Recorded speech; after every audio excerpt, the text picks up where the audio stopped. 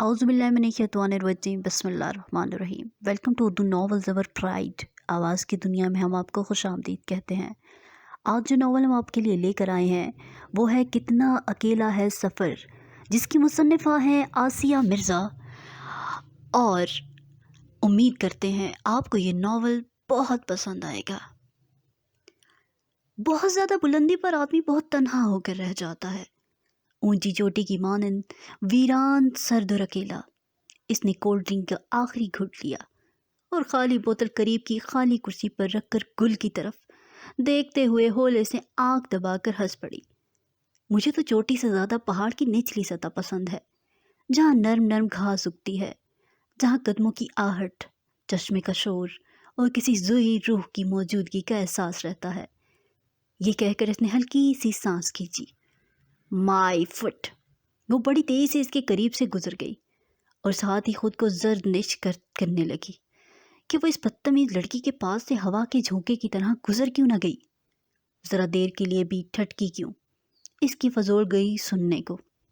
वो अच्छी तरह जानती थी कि वो गुल को नहीं, इसे ही सुना रही थी। जाहिल, हासिद लड़की। उसने कंधे से फिसलने वाला जदीद तराश का दुपट्टा बेनियाजी से कंधे पर डाला और स्टेज की तरफ चली आई, जहाँ दुल्हा दुल्हन के साथ मेज़बान भी मौजूद थे। सबका अपना अपना नुक्ता नज़र है। कोई निचली सतह पर ही रहना चाहे, घास फूस बनकर पैरों में रोंदे जाने का ख्वाहिशमंद हो तो इसकी अपनी मर्जी। कम अज़ कम दूसरों की बुलंदी तरक्की से जेलस होने की क्या ज़रूरत है। ओहो ममा, बिल्कुल ठीक कहती हैं। पापा के ख़ानदान की लड़कियां इससे जेलस हैं। इसकी आज़ादी, खुद मुख्तारी, इसकी सोशल गैदरिंग, इसकी हर दिल अजीज़ शख्सियत से और शायद इसके बिजनेस से। पापा का बेचारा ख़ानदान गांव से बंगलों कोठियों में आकर भी पेंडू का पेंडू रहा। हाँ भला, घर बदलने से सोच तो नहीं बदल सकती, एहसासात, महसूसात और सोचे लिबास तो नहीं बदल दिया जाए। ये तो जिस्म की खाल की तरह होती हैं, उम्र भर जिस्म से चिपटी रहती हैं। वो पेनी की मम्मा के पास आकर रुक गई और उनसे वापसी की इजाज़त तलब करने लगी। अरे पेनी की रुखसती तक तो ठहर जाओ, उसकी इतनी अच्छी फ्रेंड हो, वो यूं ही चली जाओगी। सॉरी आंटी, मगर मुझे जाना ज़रूरी है। आपको तो पता है कि मामा के पैर में फ्रैक्चर हो गया है, इस वजह से बिज़नेस का सारा बोझ मुझ पर भी है। रात 11 बजे पिंडी से पार्टी आने वाली थी, मगर मैंने इसे रोक दिया।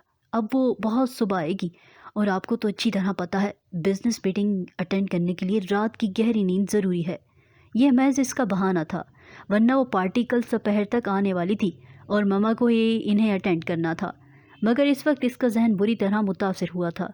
इसकी नाजुक मिजाजी पर बड़ा हर्फ आया था। रमना अली के जुमलों ने इसे बदमज़ा करके रख दिया था। वो तो रमना अली को देखकर ही बदमज़ा हो गई थी।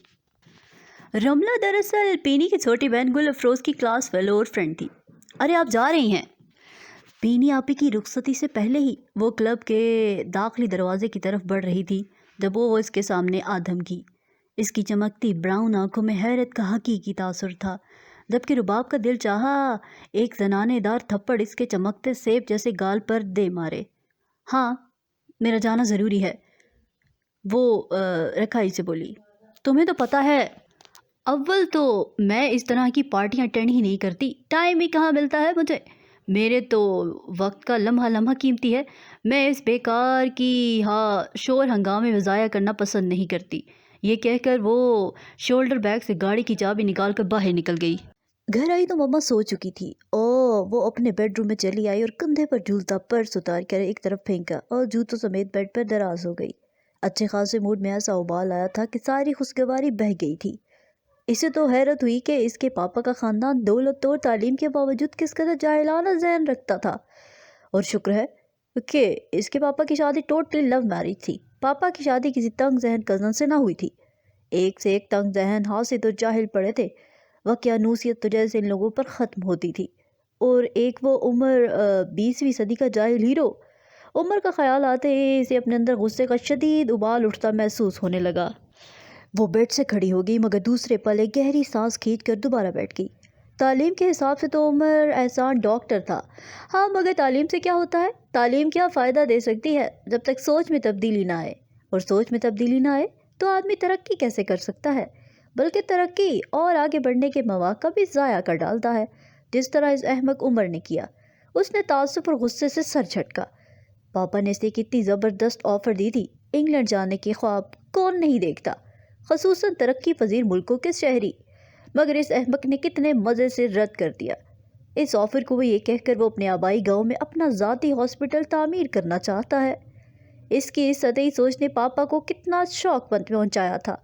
مما تو خیر ان لوگوں کے چھوٹے اور تنگ ذہنوں سے اچھی طرح واقف تھی، مگر خود اسے بھی عمر جیسے تعلیم یافتہ شخص سے ایسی سوچ کی توقع نہ تھی۔ ٹفر وہ پیر پٹکتی وہاں سے چلی گئی تھی۔ ان ساری باتوں کو 3 سال ہو چکے تھے، اور اب بھلا اسے عمر سے یا کسی سے بھی کیا واسطہ؟ پاپا کی ڈیتھ کے بعد تو اس کی اور مما کی ان سے رسمی میل ملاقات ہی تو رہ گئی تھی۔ وہ سر جھٹک کر بیڈ سے کھڑی ہو گئی اور ٹائٹ ڈریس اٹھا کر باتھ روم کا رخ کیا۔ رمنا نے یہ خبر سب کو ہی نشر کر دی کہ رباب پینی آپا کی شادی میں شریک تھی۔ اس کی پڑوسن سے دوستی جو ہے اور سنا ہے دونوں کی سوچوں میں بھی ہم آہنگی ہے۔ ویسے تم سے بات ہوئی اس کی؟ آمنہ آپی تکیے کا غلاف چڑھاتے ہوئے اس کی طرف جھکی، پھر اس کے چہرے کو بغور دیکھ کر اپنا سوال بھول گئی۔ کتنی مرتبہ کہا ہے میک اپ رات بھر مت رہنے دیا کرو، ڈھنگ سے منہ دھو سکار اور یہ سنگھار منار مت کیا کرو۔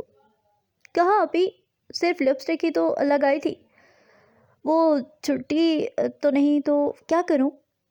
لوشن لگا کر صاف کر لیتی۔ اول تو تمہاری عمر کی لڑکیوں کو میک اپ کا استعمال کرنا ہی نہیں چاہیے۔ اچھا یہ نیچے اترو، مجھے چادر بدلنی ہے، اور بتاؤ تو صحیح اس کلف زدہ سے سلام دعا ہوئی یا نہیں؟ میرا تو خیال ہے اس نے تمہیں منہ ہی نہیں لگایا ہوگا۔ آپ کا خیال بالکل درست ہے، مارچ کے آٹے سے کلف کی ہوئی تھی، ویسے لگ زبردست رہی تھی، رائل بلو کلر ان پر آفت لگ رہا تھا۔ کون زبردست اور آفت لگ رہی تھی؟ ہما نے اندر جھانکا تو وہ دونوں چوک کر دروازے کی طرف مڑی۔ رمنا تو جلدی سے بیڈ سے چھلانگ لگا کر اتری۔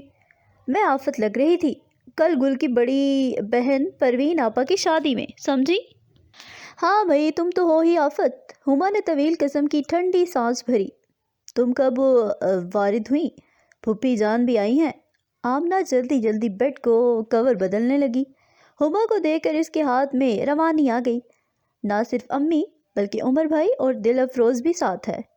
ہما نے کہا تو آمنہ میلی چادر و غلاف اٹھا کے باہر لپک گئی، جبکہ رمنا منہ پر پانی کے 4-5 چھپا کے مار کر تولیہ اٹھائے اس کی طرف آتے ہوئے بولی، عمر بھائی بھی آئے ہیں؟ چلو اچھا ہوا، ان کے لیے میرے پاس ایک اطلاع ہے۔ کیا؟ کون سی؟ ہما نے تجسس سے اس کی طرف دیکھا۔ اس نے ہلکے سے آنکھ ماری۔ کل پینی آپے کی شادی میں رباب بھی آئی تھی۔ یہ کون سی انہونی ہو گئی؟ ہما نے منہ بنایا۔ او یوں بھی عمر بھائی تو اسے بھول بھال بھی چکے ہیں، اب ایسی تو چیز بھی نہیں ہے وہ تو میں کب کہتی ہوں کہ وہ ان کی یاد میں رو رو کر مٹکے بھر چکے ہیں۔ چلو آؤ دل افروز، کہاں اٹک گئی؟ وہ موضوع بدل کر ہما کا ہاتھ پکڑے کمرے سے باہر آ گئی۔ دل افروز اپنے نازک سراپے کے ساتھ کچن میں متحرک تھی۔ بس بھائی دل افروز، دل آویزہ اور دل و جان تو تم ہوئی ہو اس گھر میں سب کی، اب تمہیں مزید اپنے خفیہ جوہر دکھانے کی ضرورت نہیں ہے۔ ہمارے غازی بھائی اب نام ہی کے غازی رہ گئے ہیں، ورنہ تو پورے کے پورے شہید ہو چکے ہیں تمہارے ہاتھوں۔ وہ پیچھے سے آ کر اس کی ڈال جیسی کمر میں جھول گئی، جواباً زوردار مکہ بازو پر پڑا۔ جب بھی بولنا فضول ہی بولنا۔ میں ممانی جان کو دیکھ کر یہیں آ گئی، عمر بھائی نے چائے کی فرمائش کر دی۔ آمنہ بیچاری کام میں لگی ہے، زرینہ بھی ایک نمبر کی کام چور ہے، جو کبھی آمنہ بیچاری کو ستایا نہ ہو۔ میں نے سوچا میں ہی چائے بنا دوں۔ تو اتنی وضاحت دینے کی کیا ضرورت ہے، چور کی داڑھی میں تنکا۔ رمنا دل افروز کو کچھ مارنے کو دکھائی نہ دیا تو ڈرانے کو ماچس سے اٹھا لی، جس پر رمنا مصنوعی گھبراہٹ سے پیچھے ہٹی، پھر انتہائی دل ووز قسم کی سانس بھرتے ہوئے بولی، سنا تھا لوگ بہوؤں کو جلا دیتے ہیں، اب بہو نند کو جلانے لگی ہے، خدا جانے آ گئے اور کیا دیکھنا نصیب ہوگا۔ کیا ہوا؟ چائے نہ ہوئی پائے ہو گئے، ابھی تک نہیں بنی؟ غازی اور عمر اسی طرف چلے آئے۔ غازی نے ہی اندر جھانکا تھا، مگر نشانہ خطا ہو گیا۔ نگاہوں کے سامنے دل افروز کے بجائے رمنا آ گئی تھی۔ چائے دراصل دل افروز بنا رہی ہے، جو انتہائی دل جمی سے بنے گی اور دل پذیر قسم کی ہوگی، جسے پی کر آپ کا دل شاد ہو جائے گا۔ دل افروز اپنی ہنسی چھپانے کو رخ موڑ گئی تھی، جبکہ غازی رمنا پر بس گھورتی نظر ڈال کر ڈرائنگ روم کے صوفے پر جا کر بیٹھ گیا۔ عمر نے ایک نظر اس پر ڈالی، پھر سگریٹ کے لیے اندر آ کر ماچس اٹھانے لگا، جب رمنا رازدارانہ لہجے میں بولی، عمر بھائی، کل میری فرینڈ کی بہن کی شادی تھی، اس میں رباب بھی آئی تھی۔ عمر نے ماچس اٹھا کر اس کی طرف بے نظر غور دیکھا، پھر بے پرواہی سے رخ موڑ لیا۔ تو اس میں حیرت کی کیا بات ہے؟ ایسے تو کئی فنکشن وہ اٹینڈ کرتی ہے۔ اوہو، میرا مطلب ہے مجھ سے سلام دعا بھی ہوئی۔ تو ہماری اس سے کب دشمنی ہے خدا نخواستہ؟ اس نے تیلی جلا کر لبوں میں دبائی، سگریٹ سلگایا، پھر ہاتھ چھٹک کر تیلی بجھا کر ایک طرف پھینک دی اور باہر نکل گیا۔ رمنا کو مایوسی ہوئی، اس کے چہرے کی خوبصورت نقوش میں کوئی خاص رد و بدل نہیں ہوا تھا۔ کل گل کی بہن کی شادی ہو گئی کیا؟ دل افروز کے جانے کے بعد اس کی طرف پلٹی اور دلچسپی سے پوچھا۔ رمنا نے سر ہلایا۔ تم نے اسے دیکھ کر کوئی الٹی سیدھی بکواس تو نہیں کی نا؟ اس نے کچھ سوچ کر اس کی شکل دیکھی، پھر پیالیوں میں چائے بھرتے ہوئے بولی، بڑی ممانی سمجھتی ہیں ہم لوگ ان سے حسد کرتے ہیں۔ ایسا کیا ہے ان ماں بیٹی میں، بس خود پسندی میں مبتلا ہیں دونوں۔ چچی جان کو شاید اپنی آکسفورڈ کی ڈگری پر فخر ہے، یا پھر بزنس لیڈی بن جانے پر۔ ایویں بزنس لیڈی، بیٹے کو لے کر باہر تعلیم کے لیے بھیج دیا اور وہ وہیں کا ہو گیا، بیٹی کو کاروبار میں لگا دیا۔ چلو بزنس سنبھالنا اچھی بات ہے، مگر اس پر غرور کرنا اور رشتوں ناتوں کو اہمیت نہ دینا، سب سے کٹ کر رہ جانا، خود کو کسی اور ہی جہاں کی مخلوق سمجھنا، تو کوئی منطق نہیں۔ اگر زیادہ تعلیم یہی کچھ سکھاتی ہے تو اچھا ہی ہوا جو ہم اس سے محفوظ رہی ہے۔ دل افروز نے کانوں کو ہاتھ لگایا۔ زیادہ تعلیم نہیں، شاید مغربی تعلیم یہ سکھاتی ہے۔ رمنا ہولے سے مسکرائی۔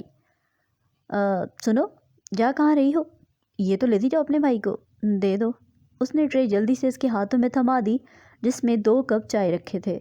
رمنا نے بڑی معنی خیز قسم کی سانس بھری تو وہ اسے گھور کر ہلکے سے ہنس دی۔ اسی ہفتے ان سب کا یکا یک پروگرام گاؤں جانے کا بن گیا۔ دراصل پھوپھی جان جا رہی تھیں۔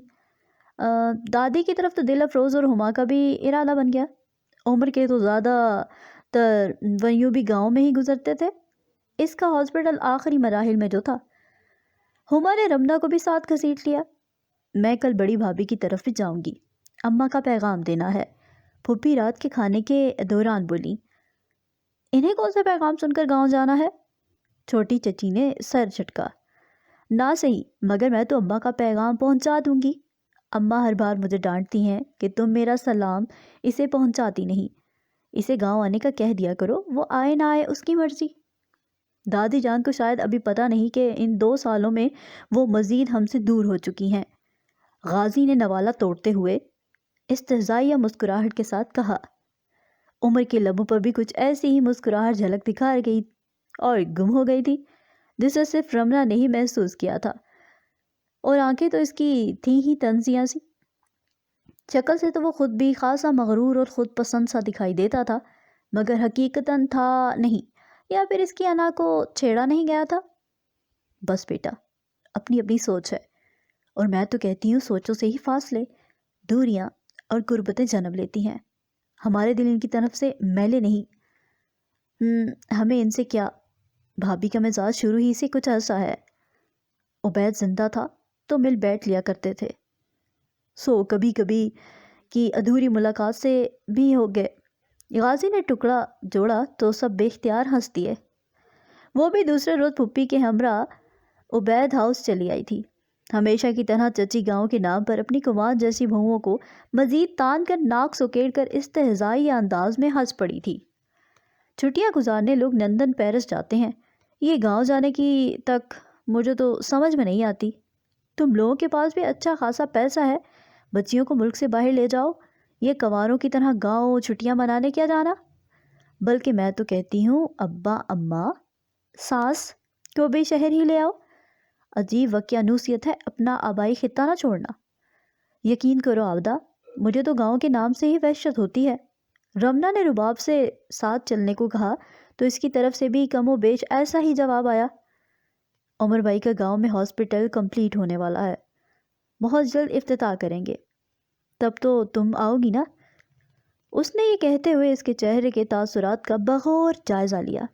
جہاں ہلکا سا تغیر رونما ہوا تھا مگر دوسرے پل وہ بال جھٹک کر انہیں پشت پر ڈالتے ہوئے نخوت سے بولی، لوگ ترقی کے موقع ڈھونڈتے ہیں، آگے بڑھنے کی راہیں تلاش کرتے ہیں، اوپر چڑھنے کے خواب دیکھتے ہیں، اور یہ محض ابھی کچے فرش پر ہی بیٹھا مٹی کے گھروندوں سے بہل رہا ہے۔ مائی فٹ۔ وہ متصفانہ سانس بھر کر ٹشو کو پیشانی پر پھیرنے لگی۔ پتہ نہیں لوگ پستی میں اتر کر کس طرح خواہ خوش رہ لیتے ہیں۔ اس کا انداز سراسر تضحیک آمیز تھا، مگر رمنا نے خاصے تحمل کا مظاہرہ کیا تھا۔ گھر آ کر اس نے یہ بات ہما کو بتائی اور خاصی دل گرفتی سے بولی، رباب، میں تو بالکل بھی تبدیلی نہیں آئی۔ جواباً اسے ہما کے ساتھ آمنہ کی بھی ملامت کا سامنا کرنا پڑا۔ تمہیں اس کی ادائیں اور بکواس بڑی اچھی لگتی ہے کہ وہ دوڑی چلی جاتی ہو۔ میں تو کہتی ہوں اسے لفٹ ہی کیوں کراتی ہو؟ دل افروز نے بھی ہلکے سے ڈانٹا۔ تمہیں کیوں چاہے کہ وہ بدل جائے؟ ہماری بلا سے بدلے نہ بدلے، ہمیں کون سا اس کو سر پر بٹھانا ہے۔ سبھی حسب توفیق اپنا اپنا غصہ نکالنے لگے، مگر وہ ڈھیٹ بنی سنتی رہی، جس پر آمنہ چڑ گئی۔ ڈھیٹ ہے یہ، بس خواہ میں رباب سے امپریس ہے اور کچھ نہیں۔ My dear cousin and sister, اچھے مزاج کی بہترین علامت یہ ہے کہ آدمی برے مزاج کو برداشت کرے۔ یوں بھی دانا کہتے ہیں کہ جل کر کباب ہونے سے کہیں بہتر ہے آدمی کھل کر گلاب رہے۔ وہ ڈائننگ ٹیبل سے اچھل کر نیچے اتری، پھر ان تینوں پر مسکراتی نگاہ ڈال کر یہ جا وہ جا۔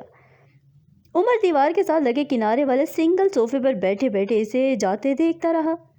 اس کی پیشانی پر لکیریں ابھری ہوئی تھی۔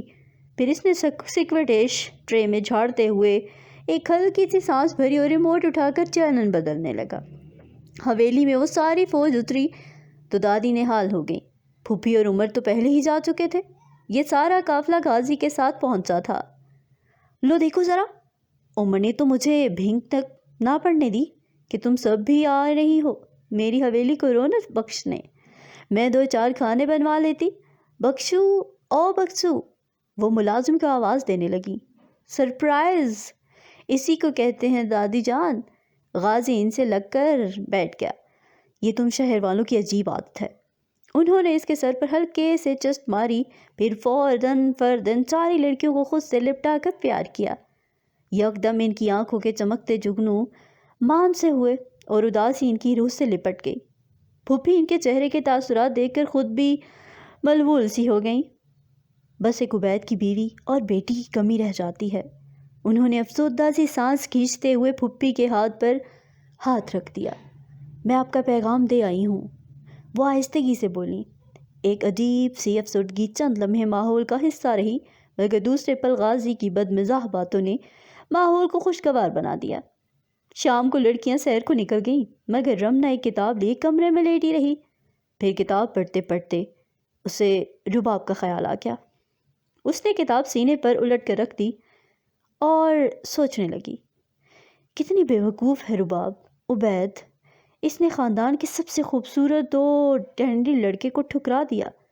ایسا بھی نہیں تھا کہ وہ متاثر نہ ہوئی تھی، اس کی مقناطیسیت اس پر اثر انداز نہ ہوئی تھی۔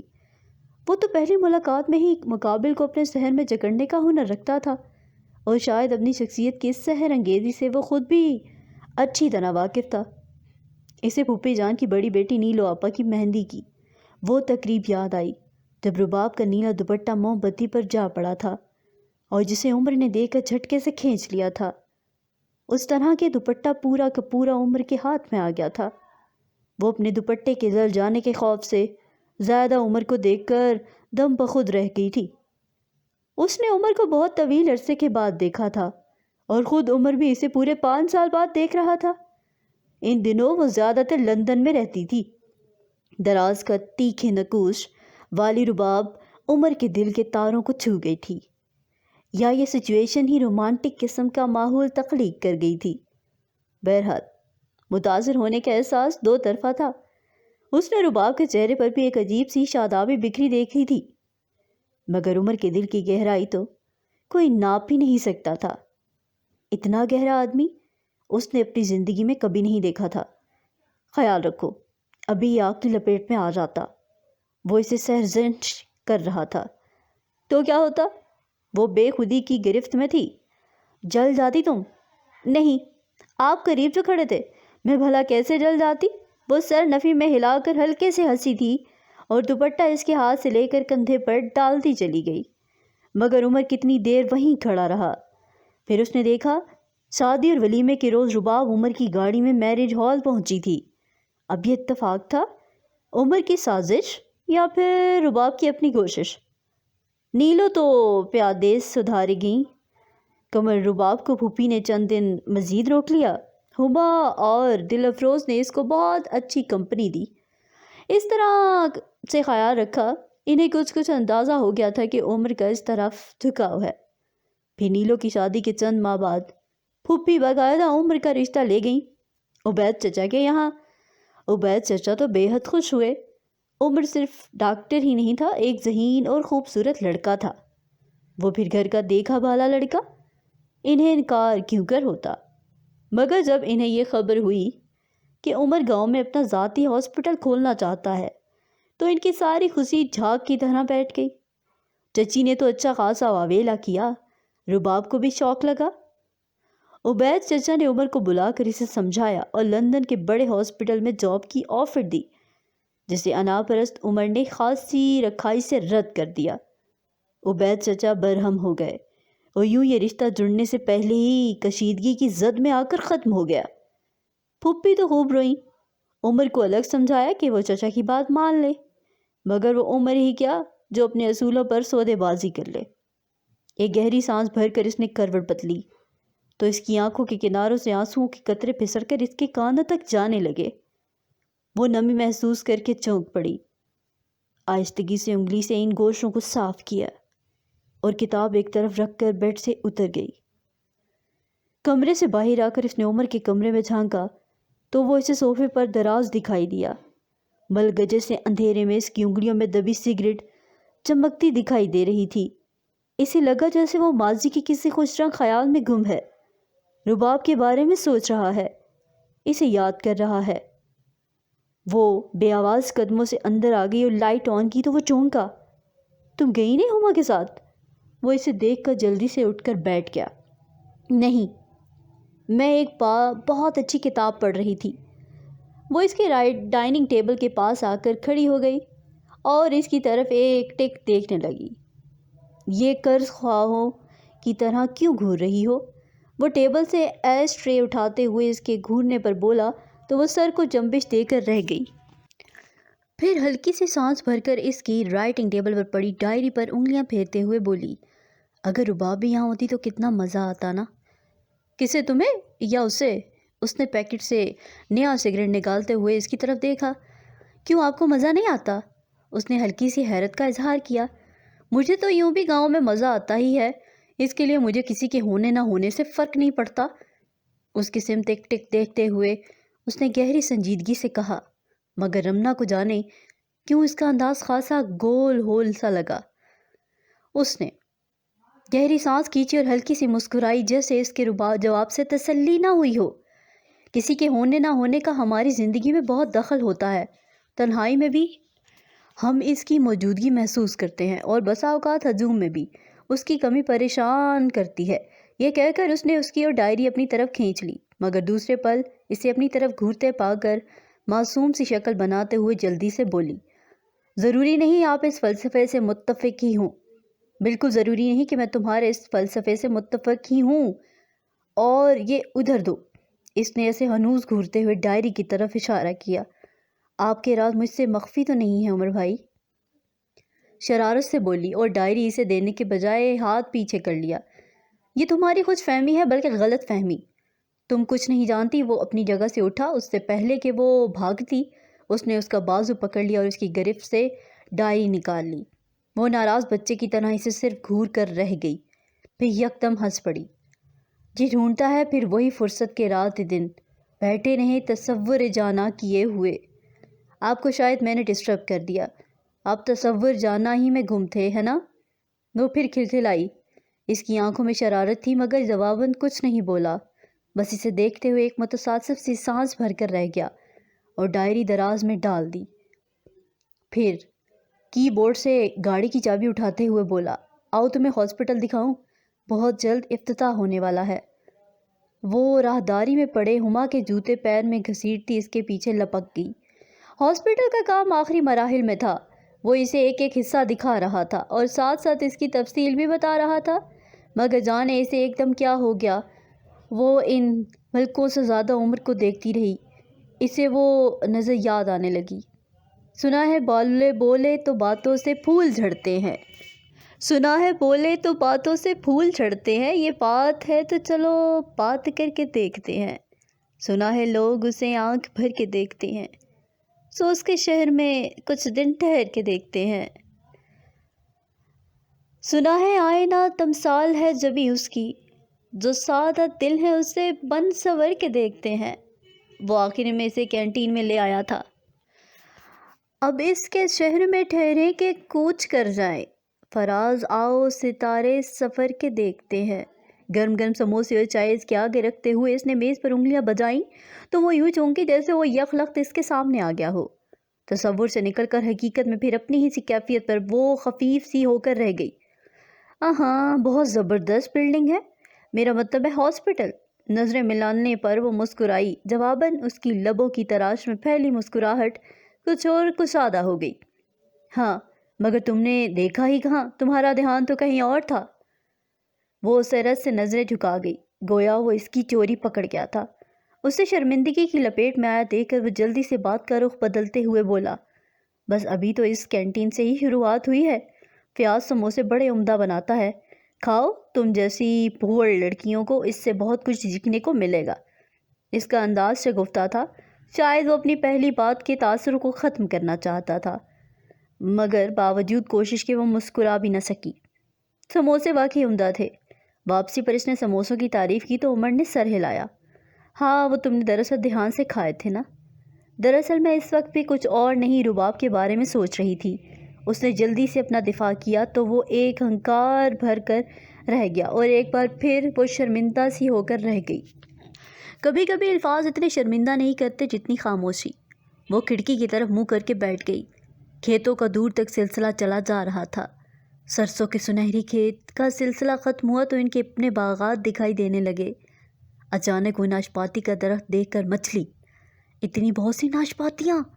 پلیز عمر بھائی، گاڑی روکے نا، ہمارے اپنے کھیت کی ہیں، میں توڑوں گی تو چور نہیں کہلاؤں گی۔ عمر نے گاڑی روک دی۔ بس 2 منٹ میں آئی۔ وہ نیچے اتر گئی اور ایک طرف کو دوڑ گئی۔ وہ گاڑی کی سیٹ پر ٹیک لگا کر سگریٹ سلگانے لگا، پھر اس کے آنے تک جلدی جلدی کش لگا کر آدھی ختم کر ڈالی۔ اتنی میٹھی ناشپاتیاں میں نے زندگی میں آج سے پہلے کبھی نہیں کھائیں۔ وہ 2-3 ناشپاتیاں اٹھائے چلی آئی۔ اس لیے کہ تم نے آج سے پہلے کبھی ناشپاتی کھائی ہی نہیں ہے۔ اس نے سگریٹ بجھا کر باہر اچھال دی اور گاڑی سٹارٹ کر دی۔ وہ بے ساختہ ہنسی تھی۔ یہ تو عجیب تر و تازہ مہکی ہوئی ہنسی تھی، جو گاڑی میں ہی نہیں عمر کے دل کے در و دیوار میں بھی گونج کر رہ گئی۔ دوسرے پل اس نے بے حد رش انداز میں گاڑی دوڑا دی۔ جس روز عمر کے ہاسپٹل کا افتتاح تھا، اسی روز صبح ہی صبح آمنہ نے فون پر اطلاع دی کہ چھوٹی چچی کو انجائنا کا اٹیک ہوا ہے، وہ ہاسپٹل میں ہے۔ تو اس خبر پر ہوائیں اڑ گئیں۔ ان سب کا ہی واپسی کا پروگرام بن گیا۔ دادی کو رباب کی تنہائی کی فکر کھانے لگی۔ وہ جب ہاسپٹل پہنچے تو پتہ چلا چچی ICU میں ہی ہیں اب تک، جبکہ رباب ایک کونے میں بیٹھی ٹیشو پیپر سے اپنی ناک اور آنکھیں پونچھتی دکھائی دی۔ ایک طرف اس کی پرانی ملازمہ کھڑی تھی، جو رباب بی بی کی دل کی جوئی میں مصروف تھی۔ دادی نے اسے روتے ہوئے لپٹا لیا، مگر وہ جلد ہی ان سے الگ ہو کر قریبی بینچ پر بیٹھ گئی۔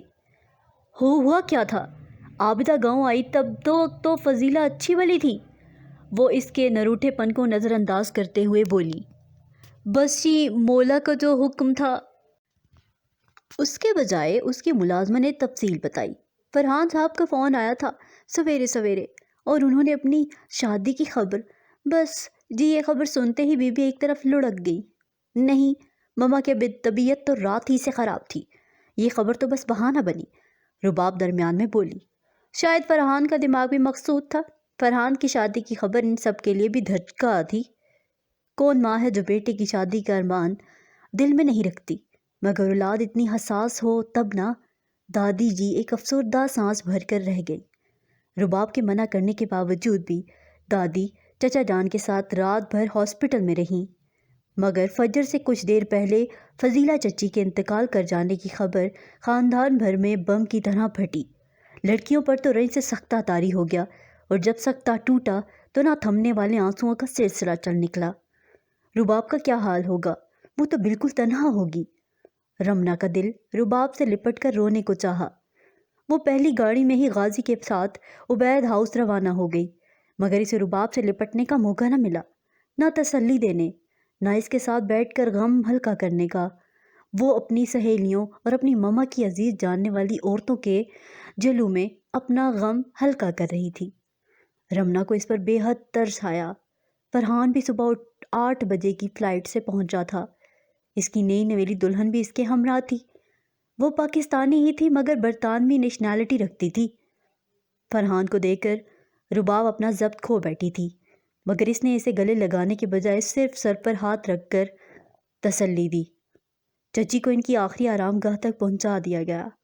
ان کے بڑے سے گھر میں اتنے بہت سے لوگوں کی موجودگی کے باوجود ایک ناقابل برداشت ویرانی محسوس ہو رہی تھی۔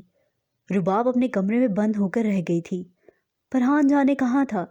اس کی بیوی ہی ساری رسمیں نبھا رہی تھی۔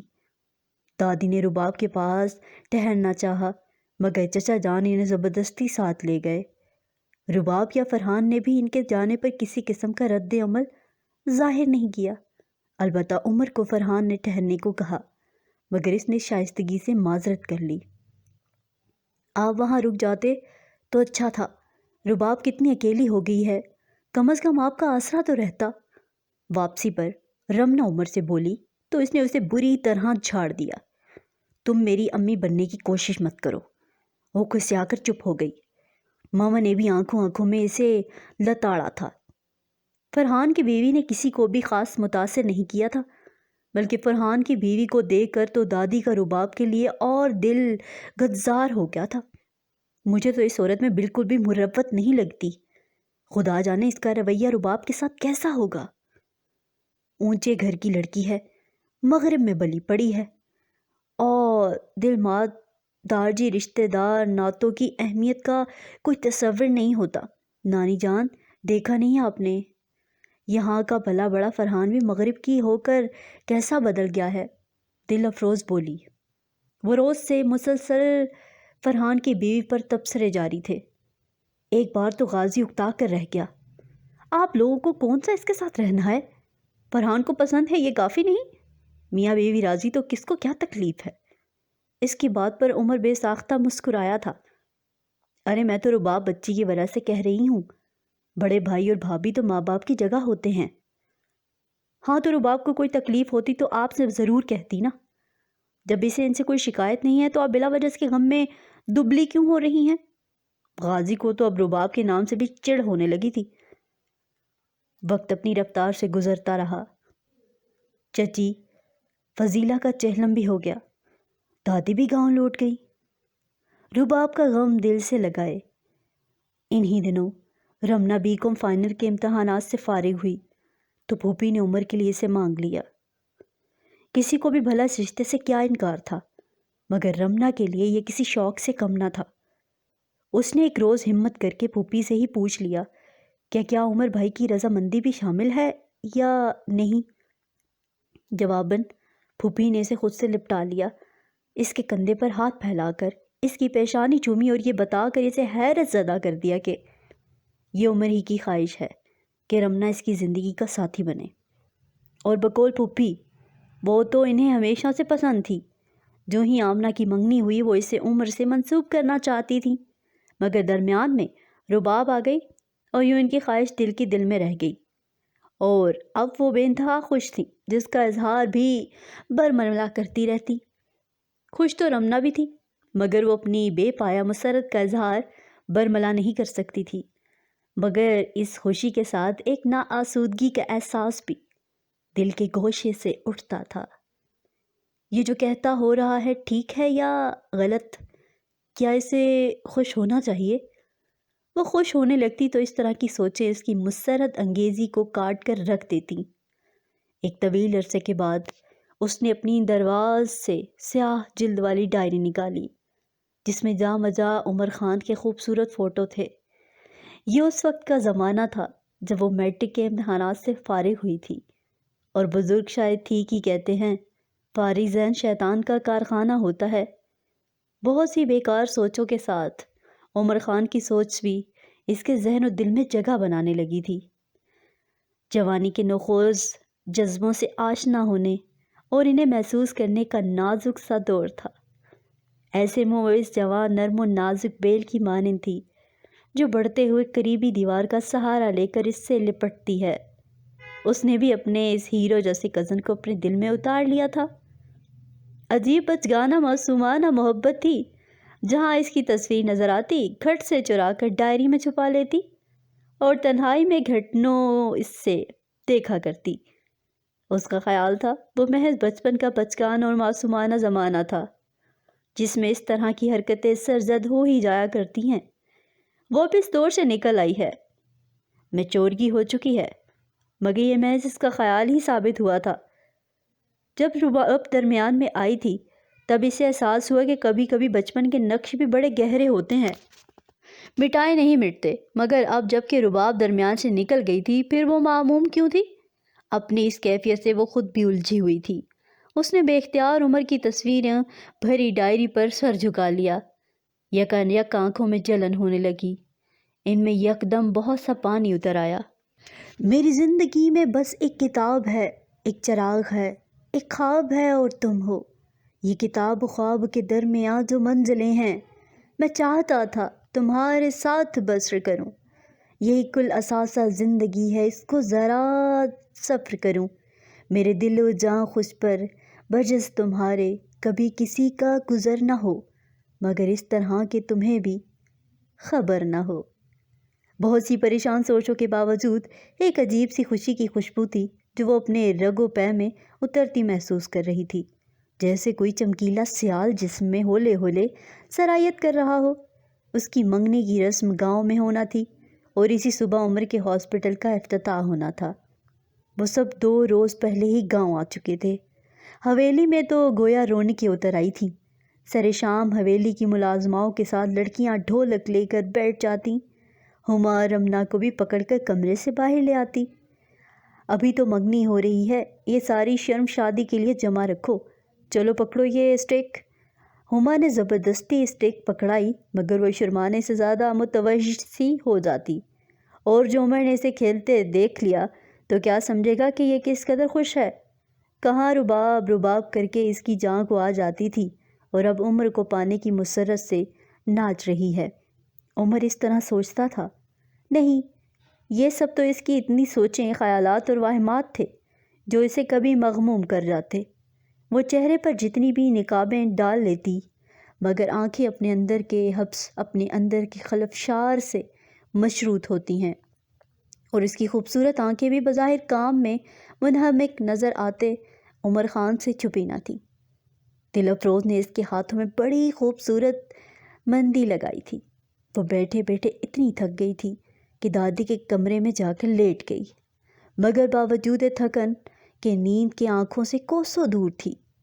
اپنے ہاتھوں کو گھورتے ہوئے وہ سوچ رہی تھی، اگر یہ مہندی رباب کے ہاتھوں میں لگتی تو شاید عمر زیادہ خوش ہوتا۔ اس نے عمر کے چہرے پر بہت کچھ کھوجنا چاہا تھا، کوئی ایسا جذبہ جو اس کے اندر پھول کھلا دے، اس کی ڈولتی ناؤ کو ساحل پر یک لخت لے آئے، یا پھر کوئی ایسا تاثر جو اس ساری خوش فہمیوں کو اکھاڑ کر پھینکے، مگر وہ ناکام رہی تھی۔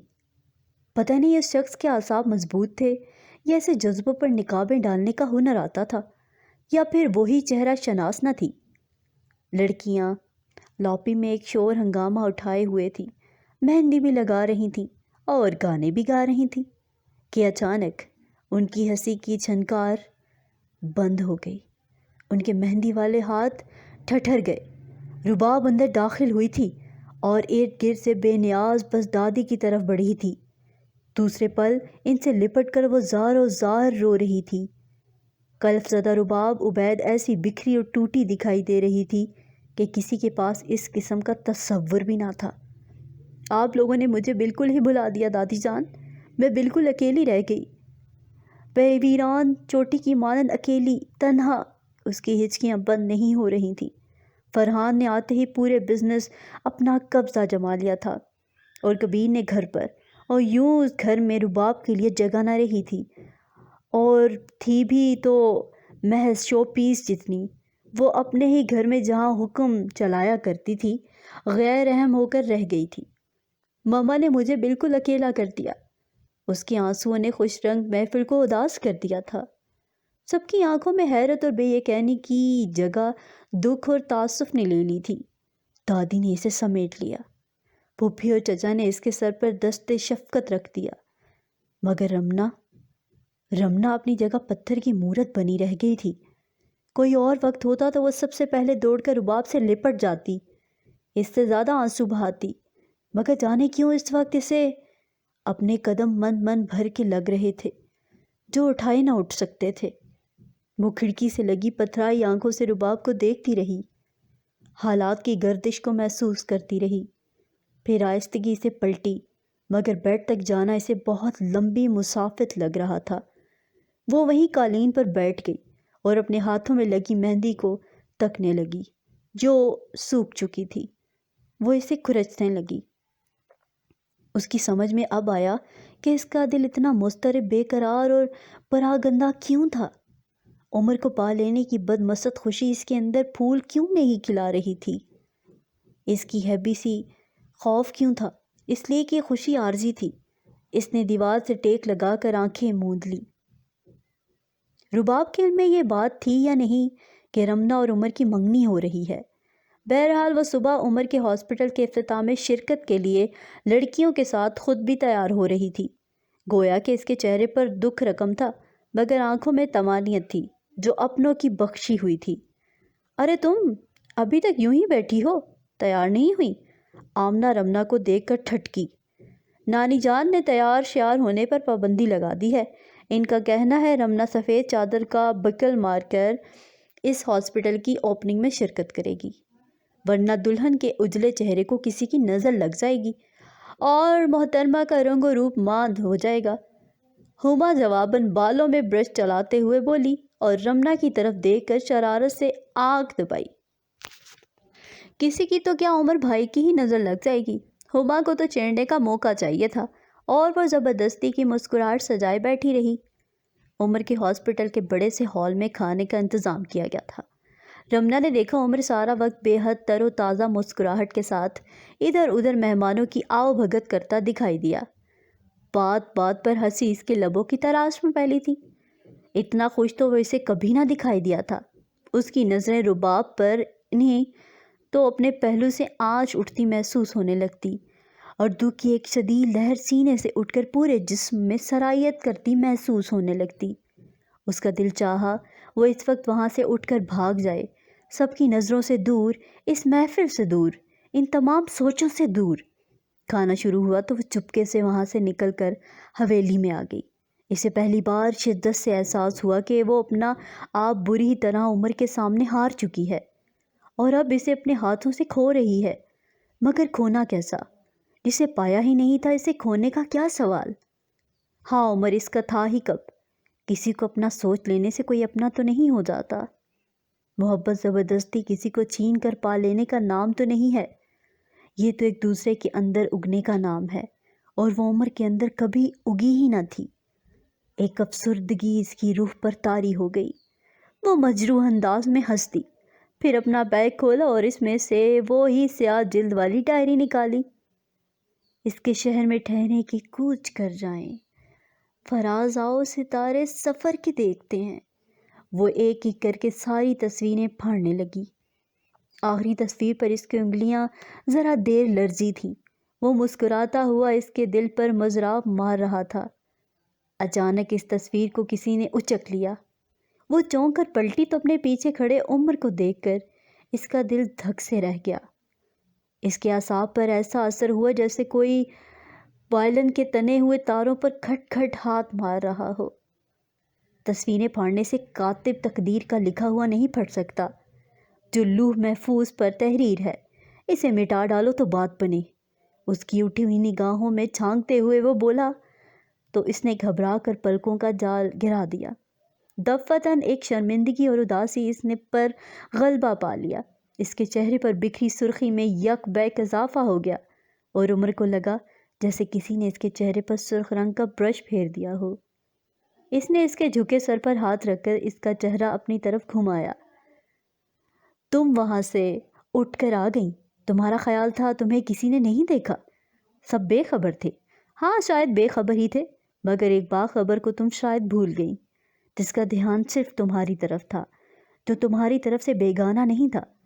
اس نے براہ راست اس کی آنکھوں میں جھانکا تھا جہاں دھند پھیل رہی تھی، پھر یہ دھند نمی میں بدل گئی، دوسرے پل وہ آنکھیں ٹلملانے لگیں۔ رباب جتنی تمہارے اعصاب پر سوار ہے اتنی میرے نہیں۔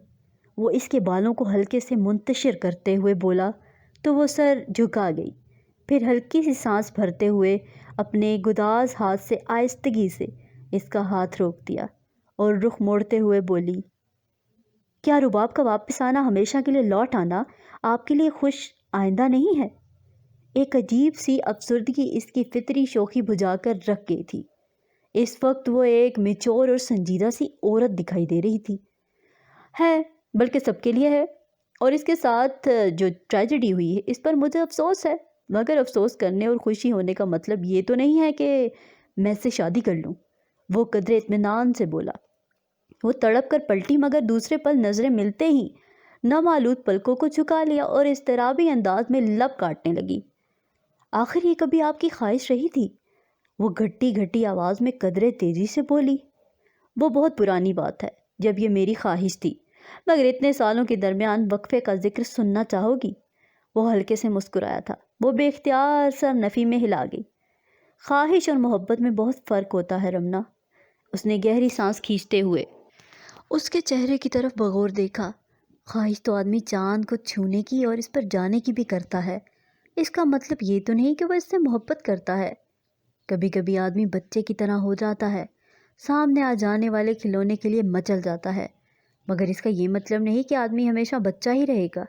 بس یہ وقتی کیفیت ہوتی ہے، محبت نہیں۔ محبت ایک بار ہوتی ہے، اور جب محبت میں عقل کا فیصلہ بھی شامل ہو تو وہی مکمل اور مضبوط اور پائیدار ہوتی ہے۔ اور میرے جیسا شخص عقل کو ہمیشہ پاسبان کے طور پر ساتھ رکھتا ہے۔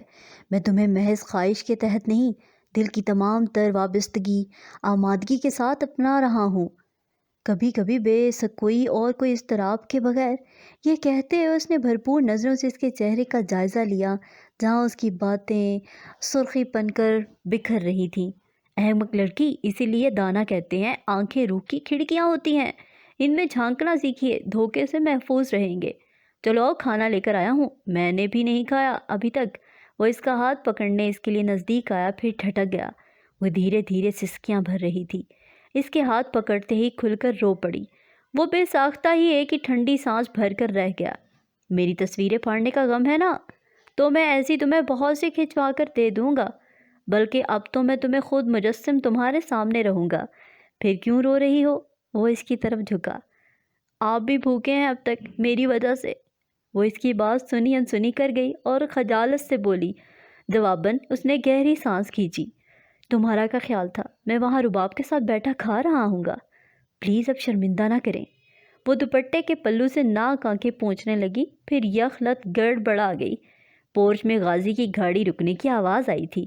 اس نے کھڑکی سے دیکھا، رباب، ہما اور آمنہ اتر رہی تھیں۔ آہاں، کوئی ڈرنے کی ضرورت نہیں ہے۔ وہ اسے تھامے ڈائننگ ٹیبل تک لے آیا۔ ڈنکے کی چوٹ پر کھاؤ، یہ لوگ بھی خوب ٹھونس کر آئے ہیں، اب ان سے نمٹنا میرا کام ہے۔ وہ اس کے لیے کرسی کھینچتے ہوئے بولا اور اس کے مقابل کرسی پر خود اطمینان سے بیٹھ گیا۔ اجنبی کتنا اکیلا ہے محبت کا سفر، اجنبی کتنا اکیلا ہے محبت کا سفر، تو میرے ساتھ نہ ہوتا تو میں ڈرتا رہتا۔ یہی یہ ناول اکیلا کتنا ہے سفر اختتام پذیر ہوا۔ امید کرتے ہیں ناول آپ کو بہت پسند آیا ہوگا۔ ویڈیو کو لائک کرنا، چینل کو سبسکرائب کرنا مت بھولیے گا۔ بہت شکریہ۔ اس کے بجائے اس کی ملازمہ نے تفصیل بتائی۔ فرحان صاحب کا فون آیا تھا سویرے سویرے، اور انہوں نے اپنی شادی کی خبر، بس جی یہ خبر سنتے ہی بی بی ایک طرف لڑک گئی۔ نہیں، مما کی طبیعت تو رات ہی سے خراب تھی، یہ خبر تو بس بہانہ بنی۔ رباب درمیان میں بولی۔ شاید فرحان کا دماغ بھی مقصود تھا۔ فرحان کی شادی کی خبر ان سب کے لیے بھی دھچکا تھی۔ کون ماں ہے جو بیٹے کی شادی کا ارمان دل میں نہیں رکھتی، مگر اولاد اتنی حساس ہو تب نہ۔ دادی جی ایک افسردہ سانس بھر کر رہ گئی۔ رباب کے منع کرنے کے باوجود بھی دادی چچا جان کے ساتھ رات بھر ہاسپٹل میں رہیں، مگر فجر سے کچھ دیر پہلے فضیلہ چچی کے انتقال کر جانے کی خبر خاندان بھر میں بم کی طرح پھٹی۔ لڑکیوں پر تو رنج سے سختہ طاری ہو گیا، اور جب سختہ ٹوٹا تو نہ تھمنے والے آنسوؤں کا سلسلہ چل نکلا۔ رباب کا کیا حال ہوگا؟ وہ تو بالکل تنہا ہوگی۔ رمنا کا دل رباب سے لپٹ کر رونے کو چاہا۔ وہ پہلی گاڑی میں ہی غازی کے ساتھ عبید ہاؤس روانہ ہو گئی، مگر اسے رباب سے لپٹنے کا موقع نہ ملا، نہ تسلی دینے، نہ اس کے ساتھ بیٹھ کر غم ہلکا کرنے کا۔ وہ اپنی سہیلیوں اور اپنی ماما کی عزیز جاننے والی عورتوں کے جلوں میں اپنا غم ہلکا کر رہی تھی۔ رمنا کو اس پر بے حد ترس آیا۔ فرحان بھی صبح 8 بجے کی فلائٹ سے پہنچا تھا۔ اس کی نئی نویلی دلہن بھی اس کے ہمراہ تھی۔ وہ پاکستانی ہی تھی مگر برطانوی نیشنلٹی رکھتی تھی۔ فرحان کو دیکھ کر رباب اپنا ضبط کھو بیٹھی تھی، مگر اس نے اسے گلے لگانے کے بجائے صرف سر پر ہاتھ رکھ کر تسلی دی۔ چچی کو ان کی آخری آرام گاہ تک پہنچا دیا گیا۔ ان کے بڑے سے گھر میں اتنے بہت سے لوگوں کی موجودگی کے باوجود ایک ناقابل برداشت ویرانی محسوس ہو رہی تھی۔ رباب اپنے کمرے میں بند ہو کر رہ گئی تھی۔ فرحان جانے کہاں تھا؟ اس کی بیوی ہی ساری رسمیں نبھا رہی تھی۔ دادی نے رباب کے پاس ٹھہرنا چاہا، مگر چچا جان انہیں زبردستی ساتھ لے گئے۔ رباب یا فرحان نے بھی ان کے جانے پر کسی قسم کا رد عمل ظاہر نہیں کیا۔ البتہ عمر کو فرحان نے ٹھہرنے کو کہا، مگر اس نے شائستگی سے معذرت کر لی۔ آپ وہاں رک جاتے تو اچھا تھا۔ رباب کتنی اکیلی ہو گئی ہے، کم از کم آپ کا آسرا تو رہتا۔ واپسی پر رمنا عمر سے بولی تو اس نے اسے بری طرح جھاڑ دیا۔ تم میری امی بننے کی کوشش مت کرو۔ وہ کھسیا کر چپ ہو گئی۔ ماما نے بھی آنکھوں آنکھوں میں اسے لتاڑا تھا۔ فرحان کی بیوی نے کسی کو بھی خاص متاثر نہیں کیا تھا، بلکہ فرحان کی بیوی کو دیکھ کر تو دادی کا رباب کے لیے اور دل گدزار ہو گیا تھا۔ مجھے تو اس عورت میں بالکل بھی مروت نہیں لگتی۔ خدا جانے اس کا رویہ رباب کے ساتھ کیسا ہوگا۔ اونچے گھر کی لڑکی ہے، مغرب میں بلی پڑی ہے، اور دل مات دارجی رشتہ دار نعتوں کی اہمیت کا کوئی تصور نہیں ہوتا۔ نانی جان، دیکھا نہیں آپ نے یہاں کا بھلا بڑا فرحان بھی مغرب کی ہو کر کیسا بدل گیا ہے؟ دل افروز بولی۔ وہ روز سے مسلسل فرحان کی بیوی پر تبصرے جاری تھے۔ ایک بار تو غازی اکتا کر رہ گیا، آپ لوگوں کو کون سا اس کے ساتھ رہنا ہے؟ فرحان کو پسند ہے یہ کافی نہیں؟ میاں بیوی راضی تو کس کو کیا تکلیف ہے؟ اس کی بات پر عمر بے ساختہ مسکرایا تھا۔ ارے میں تو رباب بچی کی وجہ سے کہہ رہی ہوں، بڑے بھائی اور بھابھی تو ماں باپ کی جگہ ہوتے ہیں۔ ہاں تو رباب کو کوئی تکلیف ہوتی تو آپ سے ضرور کہتی نا۔ جب اسے ان سے کوئی شکایت نہیں ہے تو آپ بلا وجہ اس کے غم میں دبلی کیوں ہو رہی ہیں؟ غازی کو تو اب رباب کے نام سے بھی چڑ ہونے لگی تھی۔ وقت اپنی رفتار سے گزرتا رہا۔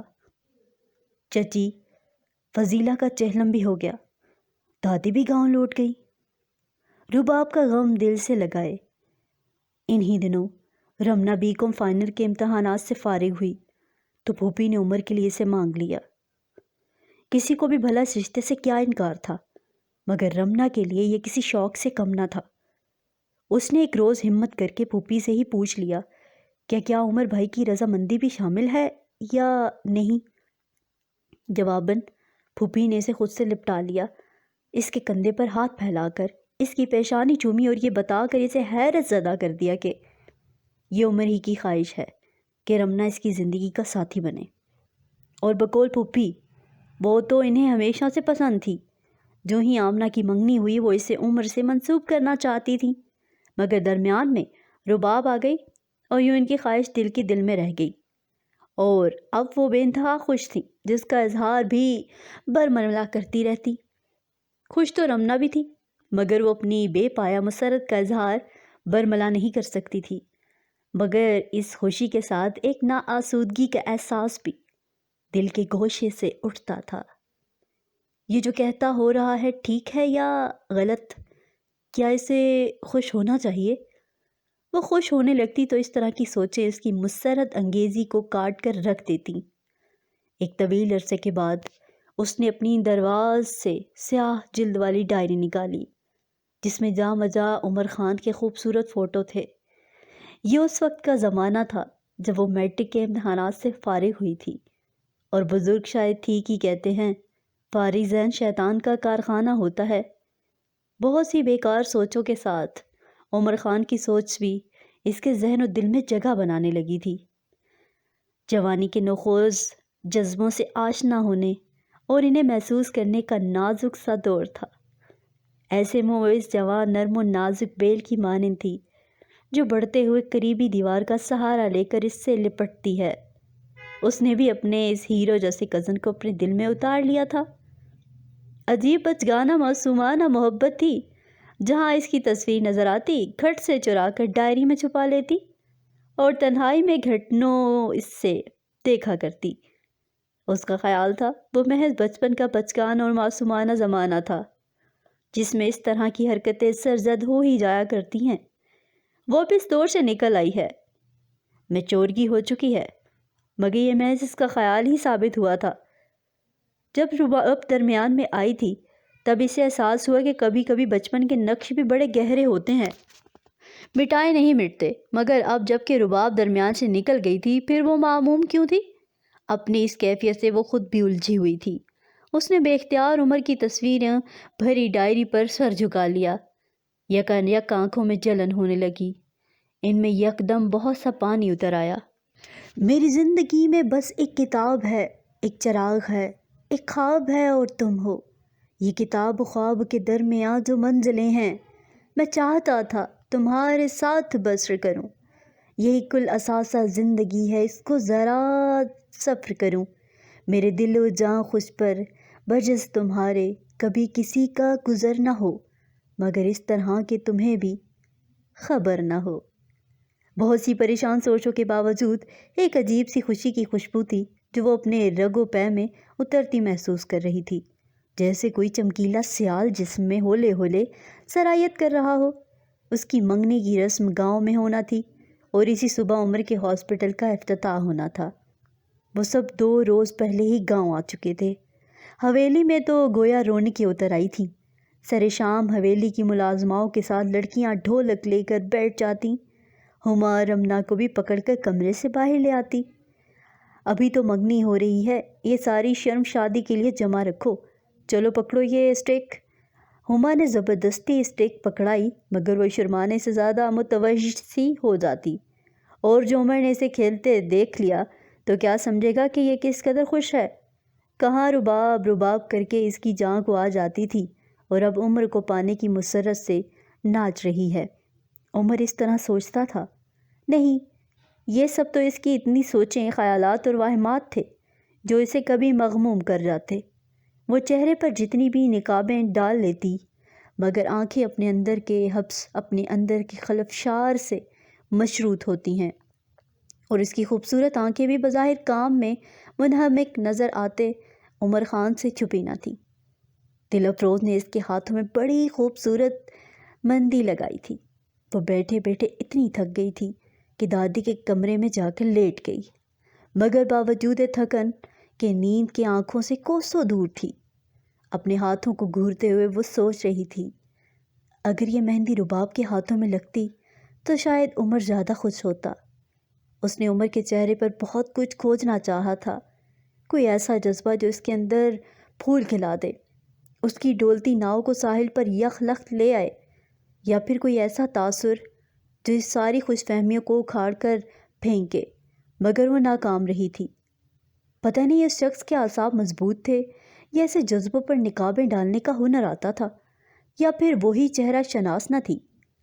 لڑکیاں لاپی میں ایک شور ہنگامہ اٹھائے ہوئے تھیں، مہندی بھی لگا رہی تھیں اور گانے بھی گا رہی تھیں کہ اچانک ان کی ہنسی کی جھنکار بند ہو گئی۔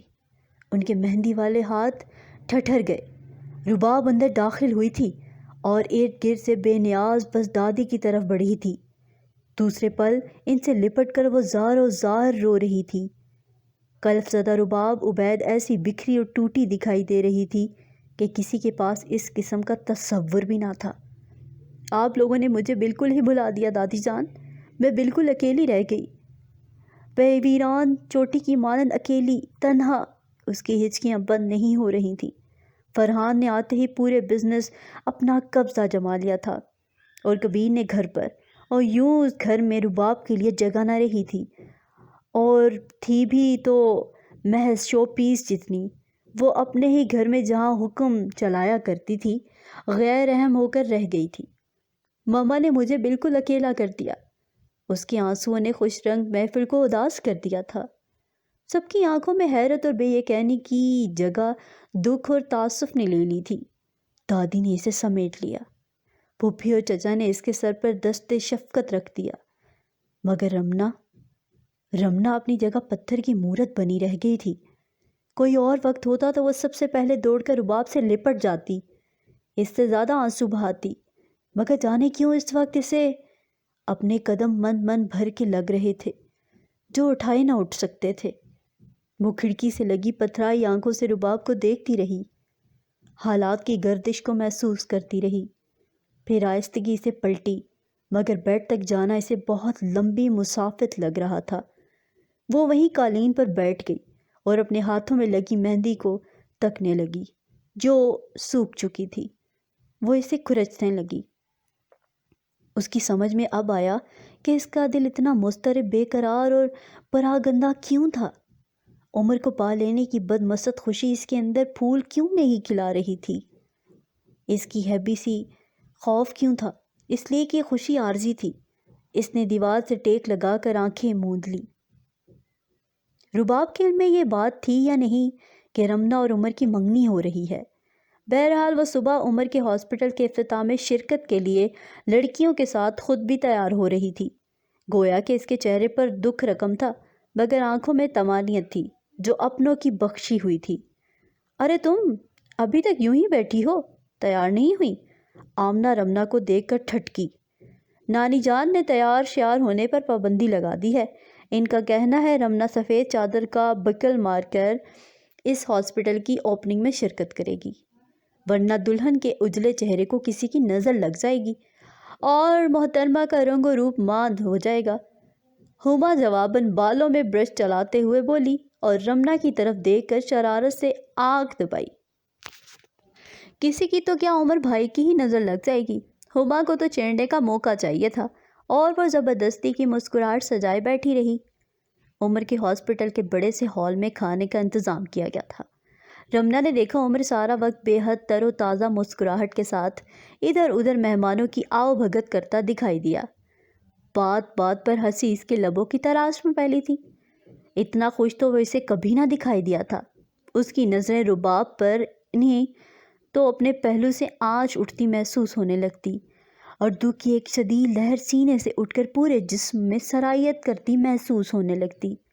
اس کا دل چاہا وہ اس وقت وہاں سے اٹھ کر بھاگ جائے، سب کی نظروں سے دور، اس محفل سے دور، ان تمام سوچوں سے دور۔ کھانا شروع ہوا تو وہ چپکے سے وہاں سے نکل کر حویلی میں آ گئی۔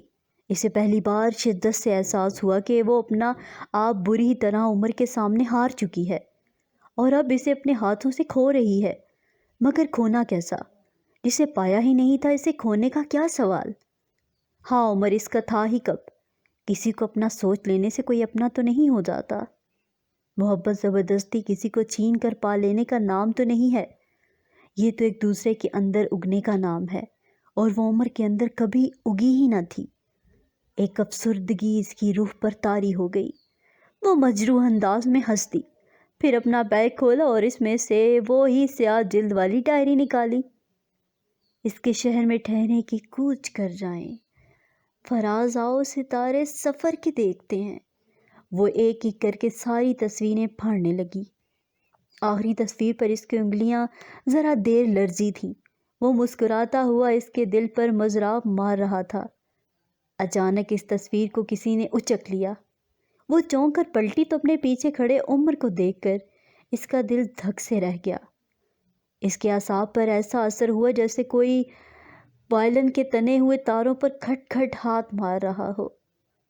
تصویریں پھاڑنے سے کاتب تقدیر کا لکھا ہوا نہیں پھٹ سکتا، جو لوح محفوظ پر تحریر ہے، اسے مٹا ڈالو تو بات بنے۔ اس کی اٹھی ہوئی نگاہوں میں چھانکتے ہوئے وہ بولا تو اس نے گھبرا کر پلکوں کا جال گرا دیا۔ دفتراً ایک شرمندگی اور اداسی اس نے پر غلبہ پا لیا۔ اس کے چہرے پر بکھری سرخی میں یک بیک اضافہ ہو گیا اور عمر کو لگا جیسے کسی نے اس کے چہرے پر سرخ رنگ کا برش پھیر دیا ہو۔ اس نے اس کے جھکے سر پر ہاتھ رکھ کر اس کا چہرہ اپنی طرف گھمایا۔ تم وہاں سے اٹھ کر آ گئیں، تمہارا خیال تھا تمہیں کسی نے نہیں دیکھا، سب بے خبر تھے۔ ہاں شاید بے خبر ہی تھے، مگر ایک باخبر کو تم شاید بھول گئیں، جس کا دھیان صرف تمہاری طرف تھا، جو تمہاری طرف سے بیگانہ نہیں تھا۔ اس نے براہ راست اس کی آنکھوں میں جھانکا تھا جہاں دھند پھیل رہی تھی، پھر یہ دھند نمی میں بدل گئی، دوسرے پل وہ آنکھیں ٹلملانے لگیں۔ رباب جتنی تمہارے اعصاب پر سوار ہے اتنی میرے نہیں۔ وہ اس کے بالوں کو ہلکے سے منتشر کرتے ہوئے بولا تو وہ سر جھکا گئی، پھر ہلکی سی سانس بھرتے ہوئے اپنے گداز ہاتھ سے آہستگی سے اس کا ہاتھ روک دیا اور رخ موڑتے ہوئے بولی، کیا رباب کا واپس آنا، ہمیشہ کے لیے لوٹ آنا، آپ کے لیے خوش آئندہ نہیں ہے؟ ایک عجیب سی افسردگی اس کی فطری شوخی بجھا کر رکھ گئی تھی۔ اس وقت وہ ایک میچور اور سنجیدہ سی عورت دکھائی دے رہی تھی۔ ہے، بلکہ سب کے لیے ہے، اور اس کے ساتھ جو ٹریجڈی ہوئی ہے اس پر مجھے افسوس ہے، مگر افسوس کرنے اور خوشی ہونے کا مطلب یہ تو نہیں ہے کہ میں اس سے شادی کر لوں۔ وہ قدرے اطمینان سے بولا۔ وہ تڑپ کر پلٹی، مگر دوسرے پل نظریں ملتے ہی نم آلود پلکوں کو جھکا لیا اور اضطرابی انداز میں لب کاٹنے لگی۔ آخر یہ کبھی آپ کی خواہش رہی تھی؟ وہ گھٹی گھٹی آواز میں قدرے تیزی سے بولی۔ وہ بہت پرانی بات ہے جب یہ میری خواہش تھی، مگر اتنے سالوں کے درمیان وقفے کا ذکر سننا چاہو گی؟ وہ ہلکے سے مسکرایا تھا۔ وہ بے اختیار سر نفی میں ہلا گئی۔ خواہش اور محبت میں بہت فرق ہوتا ہے رمنا۔ اس نے گہری سانس کھینچتے ہوئے اس کے چہرے کی طرف بغور دیکھا۔ خواہش تو آدمی چاند کو چھونے کی اور اس پر جانے کی بھی کرتا ہے، اس کا مطلب یہ تو نہیں کہ وہ اس سے محبت کرتا ہے۔ کبھی کبھی آدمی بچے کی طرح ہو جاتا ہے، سامنے آ جانے والے کھلونے کے لیے مچل جاتا ہے، مگر اس کا یہ مطلب نہیں کہ آدمی ہمیشہ بچہ ہی رہے گا۔ بس یہ وقتی کیفیت ہوتی ہے، محبت نہیں۔ محبت ایک بار ہوتی ہے، اور جب محبت میں عقل کا فیصلہ بھی شامل ہو تو وہی مکمل اور مضبوط اور پائیدار ہوتی ہے۔ اور میرے جیسا شخص عقل کو ہمیشہ پاسبان کے طور پر ساتھ رکھتا ہے۔ میں تمہیں محض خواہش کے تحت نہیں، دل کی تمام تر وابستگی، آمادگی کے ساتھ اپنا رہا ہوں۔ کبھی کبھی بے سکوئی اور کوئی اضطراب کے بغیر۔ یہ کہتے ہوئے اس نے بھرپور نظروں سے اس کے چہرے کا جائزہ لیا جہاں اس کی باتیں سرخی پن کر بکھر رہی تھیں۔ احمق لڑکی، اسی لیے دانا کہتے ہیں آنکھیں روح کی کھڑکیاں ہوتی ہیں، ان میں جھانکنا سیکھیے، دھوکے سے محفوظ رہیں گے۔ چلو کھانا لے کر آیا ہوں، میں نے بھی نہیں کھایا ابھی تک۔ وہ اس کا ہاتھ پکڑنے اس کے لیے نزدیک آیا، پھر ٹھٹک گیا۔ وہ دھیرے دھیرے سسکیاں بھر رہی تھی، اس کے ہاتھ پکڑتے ہی کھل کر رو پڑی۔ وہ بے ساختہ ہی ایک ہی ٹھنڈی سانس بھر کر رہ گیا۔ میری تصویریں پھاڑنے کا غم ہے نا، تو میں ایسی تمہیں بہت سے کھنچوا کر دے دوں گا، بلکہ اب تو میں تمہیں خود مجسم تمہارے سامنے رہوں گا۔ پھر کیوں رو رہی ہو؟ وہ اس کی طرف جھکا۔ آپ بھی بھوکے ہیں اب تک میری وجہ سے۔ وہ اس کی بات سنی انسنی کر گئی اور خجالت سے بولی۔ جواباً اس نے گہری سانس کھینچی۔ تمہارا کیا خیال تھا میں وہاں رباب کے ساتھ بیٹھا کھا رہا ہوں گا؟ پلیز اب شرمندہ نہ کریں۔ وہ دوپٹے کے پلو سے ناک آنکھیں پونچھنے لگی، پھر یخلت گڑبڑا گئی۔ پورچ میں غازی کی گاڑی رکنے کی آواز آئی تھی۔ اس نے کھڑکی سے دیکھا، رباب، ہما اور آمنہ اتر رہی تھیں۔ آہاں، کوئی ڈرنے کی ضرورت نہیں ہے۔ وہ اسے تھامے ڈائننگ ٹیبل تک لے آیا۔ ڈنکے کی چوٹ پر کھاؤ، یہ لوگ بھی خوب ٹھونس کر آئے ہیں، اب ان سے نمٹنا میرا کام ہے۔ وہ اس کے لیے کرسی کھینچتے ہوئے بولا اور اس کے مقابل کرسی پر خود اطمینان سے بیٹھ گیا۔ اجنبی کتنا اکیلا ہے محبت کا سفر، اجنبی کتنا اکیلا ہے محبت کا سفر، تو میرے ساتھ نہ ہوتا تو میں ڈرتا رہتا۔ یہیں یہ ناول اکیلا کتنا ہے سفر اختتام پذیر ہوا۔ امید کرتے ہیں ناول آپ کو بہت پسند آیا ہوگا۔ ویڈیو کو لائک کرنا، چینل کو سبسکرائب کرنا مت بھولیے گا۔ بہت شکریہ۔